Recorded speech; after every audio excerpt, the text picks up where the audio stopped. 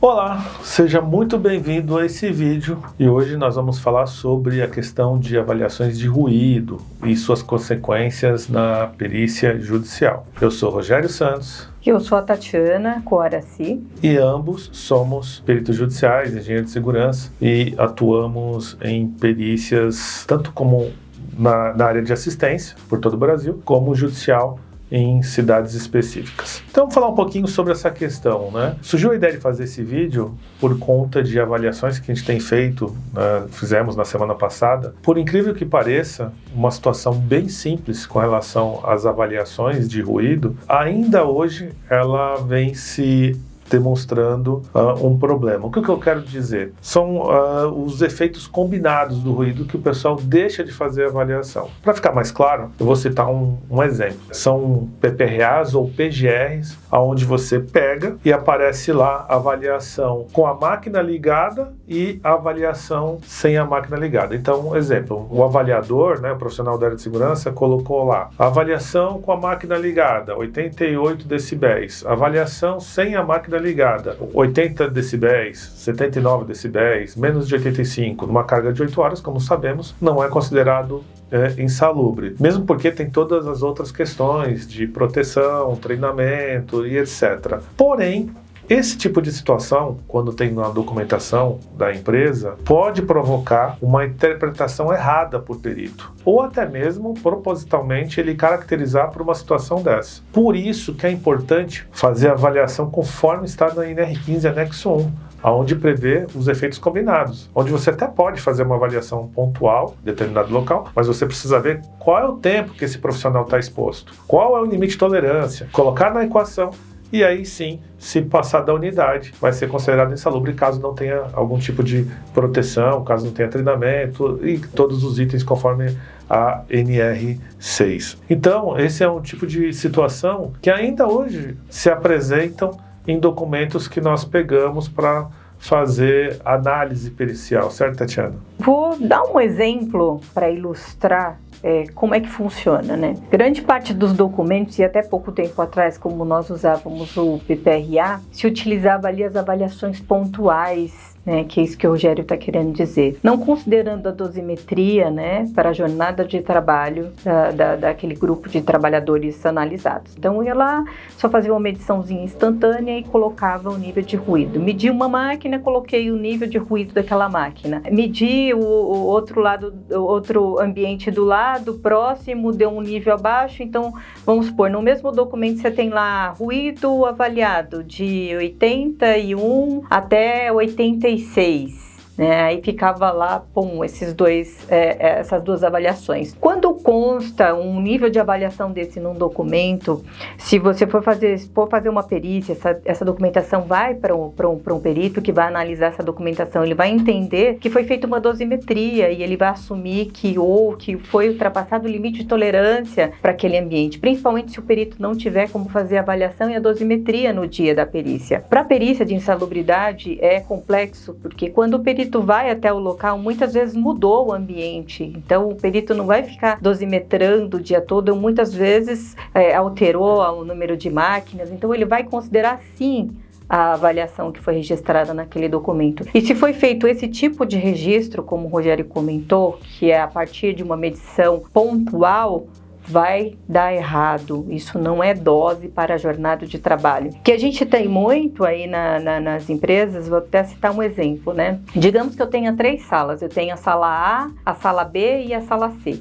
E aí eu tenho um número de equipamentos que são ligados ali dentro daquela sala, são equipamentos específicos, e eu tenho um rodízio entre os funcionários que podem trabalhar na sala A, B e C. O correto é eu fazer uma dosimetria daqueles 3 ambientes para quantificar. Quando aquele trabalhador estiver dentro daquele ambiente, eu saber qual que é a dose que ele está exposto na sala A, na sala B e na sala C. Mais ou menos assim. Então, o correto é sempre dosimetrar esse nível de ruído, independente do número de equipamentos que tenha. Você pode sim fazer um mapeamento para saber qual que é o nível de máquina por máquina? Pode. Só que esse nível ele não vai ser tolerado lá no LTCAT, não vai ser tolerado para consideração de insalubridade, NR15, enfim. tem que dosimetrar e saber qual que é o nível de exposição para aquele local. Até mesmo porque o fato de existir ruído não quer dizer que ele foi superado para a jornada de trabalho, por isso da importância, sim, da dosimetria. O que a Tatiana está querendo dizer, especificamente, pegando esse mesmo exemplo que ela colocou, sala A, sala B, sala C, quando vários trabalhadores, ou seja, existe um rodízio, né? E de repente esse rodízio muitas vezes nem é o tempo demarcado certinho, ele pode ser aleatório. Então, nesse caso, a melhor forma de você realmente avaliar e ter certeza com relação à exposição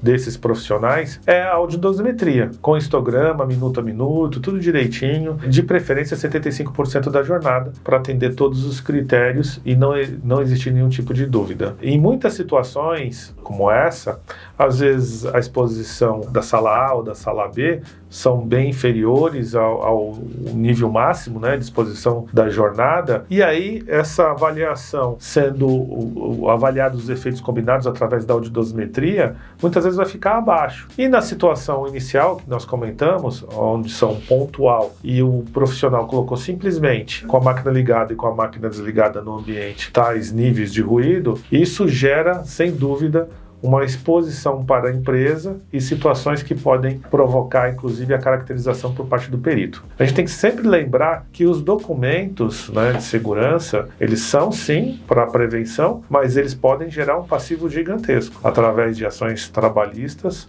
onde, quando encontrado essas brechas, muitas vezes o perito judicial, por não ter a condição de fazer a avaliação, como comentamos aqui inicialmente, ele vai precisar utilizar as informações da documentação. E uma documentação mal feita, documentação não usando exatamente como se deve, né, os procedimentos técnicos, a legislação, a recomendação das normas de higiene ocupacional, isso pode provocar, sim, uma caracterização e um prejuízo gigantesco para a empresa, haja vista que em muitas situações dessa pode acontecer que nem está passando o limite de tolerância diário, né, da exposição para esses profissionais. Então, esse tipo de coisa é muito importante você estar atento na sua documentação. Principalmente você que contrata, de repente, um profissional da área de segurança e acha que está tudo certo, você tem que entender a metodologia que foi adotada ali. E não somente o resultado final, né? Ou a conclusão final, ou o plano de ação, mas sim a metodologia e ver se tem esse tipo de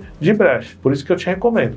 Se você é um profissional de SESMIT, que contrata as empresas terceiras para poder fazer essas avaliações para você, certifique como está essa documentação. E vou além. Esse tipo de situação parece uma situação tão óbvia para a grande maioria, ou para boa parte dos profissionais aqui de segurança, que já têm experiência, mas é uma situação que a gente se depara constantemente. Haja vista que 2 situações dessas foram pegas por perícias nossas, judiciais, aonde você realmente vê uma brecha gigantesca aí e pode provocar um erro, né, uma avaliação errada por parte do perito judicial, induzido pelas avaliações que esse próprio profissional fez. Ou até mesmo ele fazendo uma caracterização porque viu que tem uma brecha ali na sua documentação. Concordo, eu acho que é bem importante, principalmente nós estamos aí num divisor de águas, né? Agora que entrou o E-Social, eu acho que é mais uma oportunidade para a gente começar a fazer separação dos tipos de ruído e quais avaliações eu vou fazer, ou seja, qual que é a avaliação que vai me servir para a prevenção, qual é a avaliação, qual que é o nível de dose que eu tenho ali para 8 horas, qual que é o meu nível de exposição normalizado, que é o nível de exposição de ruído que vai lá para o LTCAT, para ver se caracteriza ou não uma condição especial, para aposentadoria especial, que é o nível de ruído que vai ser lançado no PPP. Enfim, a gente tem vários parâmetros aí que tem que ser obedecidos dentro dessas documentações para que a gente não gere passivos aí para essa organização e consiga ali trabalhar com a prevenção na base, como a gente diz, né? Então é isso, pessoal. Espero que vocês tenham gostado desse vídeo, que ajude você. Tão importante esse assunto que esse vídeo ele não está somente dentro da nossa plataforma de curso, mas também vai estar disponibilizado no YouTube. E você que não conhece, eu vou deixar aqui embaixo o link da nossa plataforma, que é a lavortreinamentos.com.br. Então fico por aqui e até o próximo vídeo. Até o próximo vídeo, pessoal.